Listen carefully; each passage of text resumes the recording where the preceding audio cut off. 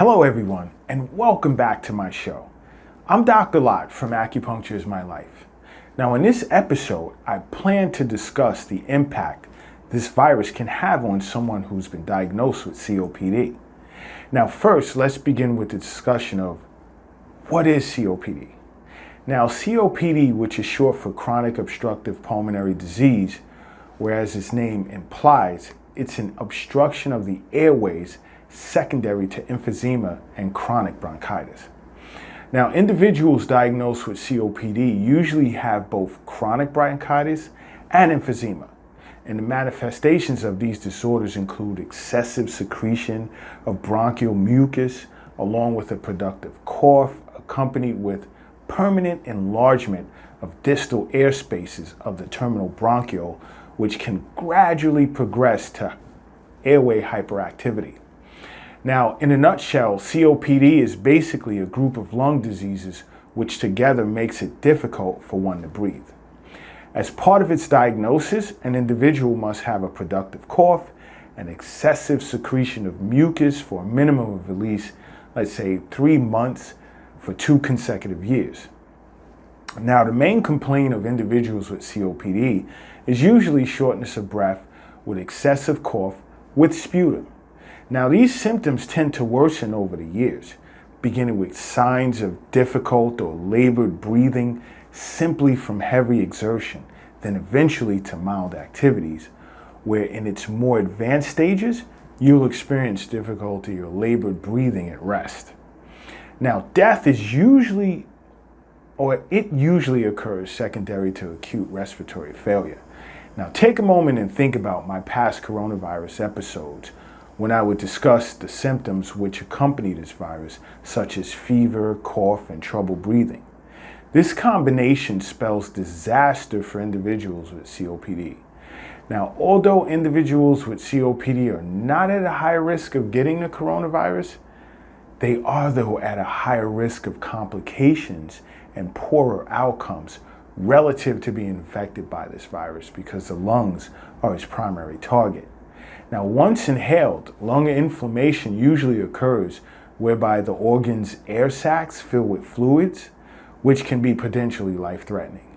Now, what does not bode well for an individual with COPD is the potential for an infection to metastasize to acute respiratory distress syndrome, which would require an individual to be put on a ventilator for oxygen. Now, because if the body cannot get enough oxygen, an individual can experience respiratory failure, which can lead to organ failure, whereby a fatal outcome is inevitable, although most patients with respiratory diseases do recover from COVID-19. Those that survive the severe implications of this virus usually do so with some residual lung damage, which again does not bode well for those that have been diagnosed with COPD. Now, as always, I'm asked the million-dollar question: how does Chinese medicine view COPD as a disease, and can an acupuncturist help an individual better manage their COPD?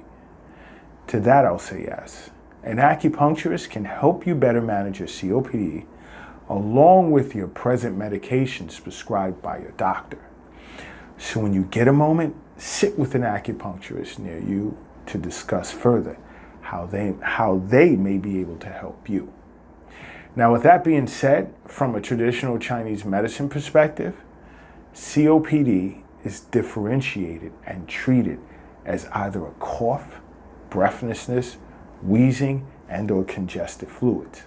As a consequence of various pulmonary diseases, COPD has a slow progressive onset and nature, whereby in traditional Chinese medicine, this is classified as a form of deficiency pattern, which further exposes an individual to exterior pathogens which exacerbate their condition. Now, in Chinese medicine, COPD has both an intrinsic and an extrinsic factor which implicates its occurrence.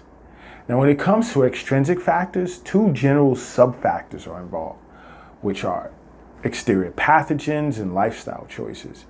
Now, as discussed in my episode on the basic functions of the lung in Chinese medicine, exterior pathogens usually attack the lung, whereas I stated the lung is in charge of dispersing and descending of qi within the body.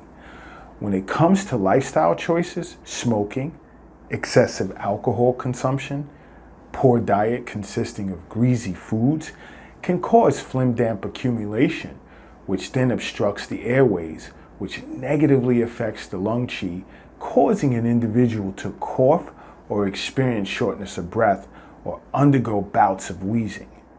Now, when it comes to intrinsic factors, the dysfunction of other organs can cause the dysfunction of the lung. Examples of this can be dysfunction of the spleen, leading to phlegm damp accumulation, which would then obstruct the functions of the lung. Now, rebellious qi can also impact the lung as a result of stagnation due to the kidney not receiving qi.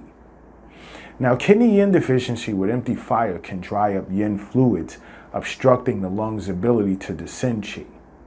Now, these symptoms tend to manifest cough and excess production of sputum, as well as shortness of breath.